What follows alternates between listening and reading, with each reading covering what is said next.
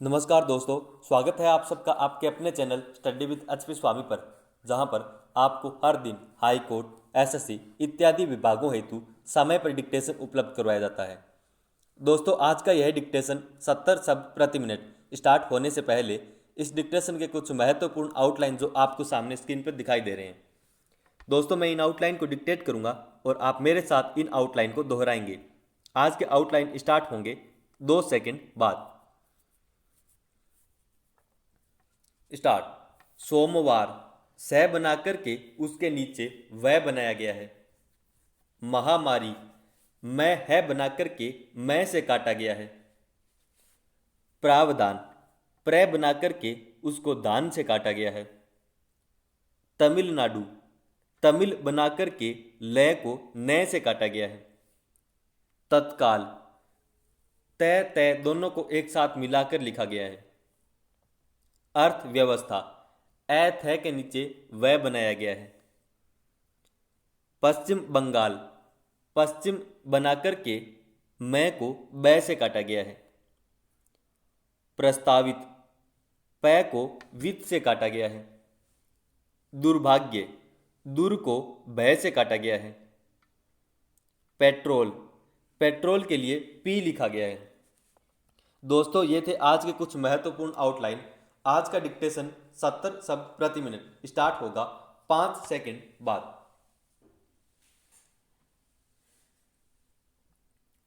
Start.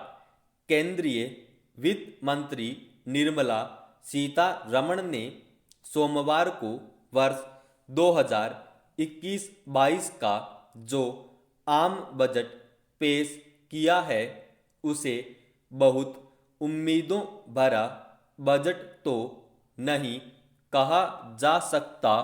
यह budget आम आदमी को कोई राहत देने वाला नहीं दिख रहा। बजट में सरकार का जोर विकास और भविष्य के आर्थिक सुधारों पर है।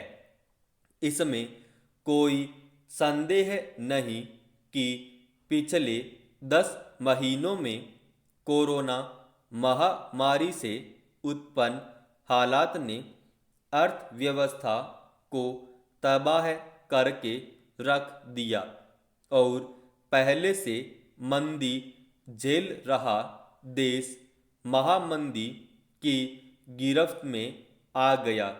ऐसे में लोग यह उम्मीद लगाए बैठे थे कि सरकार बजट में शायद कुछ ऐसे कदम उठाएगी जो आने वाले दिनों में थोड़ी राहत पहुंचाने वाले होंगे, लेकिन बजट में ऐसे उपाय नदारद हैं जो लंबे समय से आर्थिक मार झेल रहे लोगों के लिए मरहम का काम करते। जबकि 4 राज्यों असम, पश्चिम बंगाल, केरल, तमिलनाडु में विधानसभा चुनावों के मद्देनज़र रेलवे नेटवर्क और राजमार्गों का जाल बिछाने के लिए बजट में मोटी रकम का प्रावधान है। प्रस्तावित बजट में आम लोगों को करों में भले कोई राहत नहीं दी गई हो, लेकिन 75 वर्ष से ऊपर के नागरिकों को अब आयकर रिटर्न दाखिल करने से मुक्त कर देना सराहनीय कदम है। संभवतः यह पहला ऐसा बजट है जो शून्य से नीचे चल रहे जीडीपी के दौर में पेश किया गया है। इसलिए सरकार का सारा जोर अर्थव्यवस्था को संकट से निकालने के उपायों पर ही केंद्रित है। मौजूदा वित्त वर्ष में समय समय पर विभिन्न क्षेत्रों के लिए 25 लाख करोड़ रुपए से ज़्यादा के जो पैकेज जारी किए गए उन्हें लेकर प्रधानमंत्री ने पहले ही संकेत दे दिया था कि इन पैकेजों को छोटे बजट के रूप में देखा जाना चाहिए।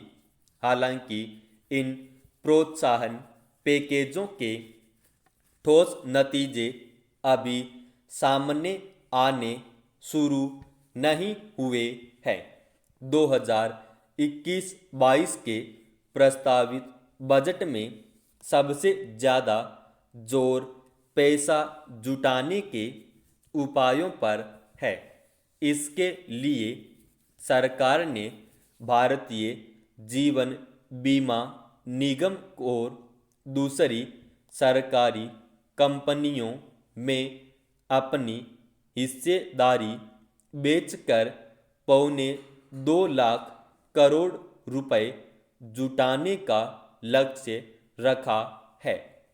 यह नहीं भूलना चाहिए कि मौजूदा वित्त वर्ष में भी सरकार ने विनिवेश के जरिए 2 लाख करोड़ रुपए जुटाने का लक्ष्य रखा था, लेकिन दुर्भाग्य से अब तक 20,000 करोड़ रुपए भी नहीं मिल पाए हैं। ऐसे में विनिवेश के लक्ष्य को लेकर संदेह पैदा होता है। इसके अलावा कई आयातित उत्पादों पर कृषि उपकर लगा कर राजस्व जुटाने का लक्ष्य रखा गया है। बजट में कृषि, स्वास्थ्य और विनिर्माण क्षेत्र में सुधार पर जोर ज़्यादा है। स्वास्थ्य क्षेत्र पर खर्च 137% बढ़ाकर 2.23 लाख करोड़ रुपए करने का प्रावधान है। हालांकि देश की ज़रूरत के मुकाबले यह पर्याप्त तो अभी भी नहीं है। कोरोना काल में स्वास्थ्य क्षेत्र की जो हालत देखने को मिली उसे देखते हुए स्वास्थ्य क्षेत्र का बजट बढ़ाना जरूरी था। राजस्व जुटाने के लिए सरकार ने ज़्यादातर वस्तुओं पर उपकर लगाने का जो रास्ता अपनाया है वह आने वाले वक्त में महंगाई बढ़ाने वाला साबित होगा। सराफा, शराब, कोयला और सेब से लेकर दालों तक पर तत्काल प्रभाव से कृषि संरचना एवं विकास उपकर लगा दिया गया है। साथ ही पेट्रोल पर 2.5 रुपए प्रति लीटर और डीजल पर 4 रुपए प्रति लीटर का उपकर और लागू कर दिया गया है। पिछले कुछ महीनों में देश में पेट्रोल और डीजल के तेजी से बढ़ते दामों ने महंगाई बढ़ाने में आग में घी का काम किया है। पेट्रोल और डीजल महंगा होने का मतलब जीने की लागत बढ़ना है। उपकरों के जरिए पैसा जुटाने की योजना लोगों और गंभीर संकट में धकेलेगी। देश की आबादी का बड़ा हिस्सा निम्न वर्ग और मध्य वर्ग का है। नौकरी पेशा को छोड़ दें तो करोड़ों लोग रोजाना कमाकर खाने वाले हैं। पिछले 10 महीने में देश में करोड़ों लोग बेरोजगार हुए और अभी भी बड़ी संख्या में लोगों के पास काम धंधा नहीं है। ऐसे में लोगों के पास पैसा कहाँ से आएगा और लोग क्या खर्च करेंगे, यह बड़ा सवाल है। अर्थव्यवस्था लंबे समय से मांग का संकट झेल रही है। ऐसे में यह कहना मुश्किल है कि बजट दूरदृष्टि वाला और दूरगामी नतीजे देने वाला साबित होगा। बजट सरकार को आर्थिक संकट से भले उबार दे, जो कहीं से संभव नहीं लगता, लेकिन आम आदमी को और मुश्किल में डाल देने वाला होगा। समाप्त।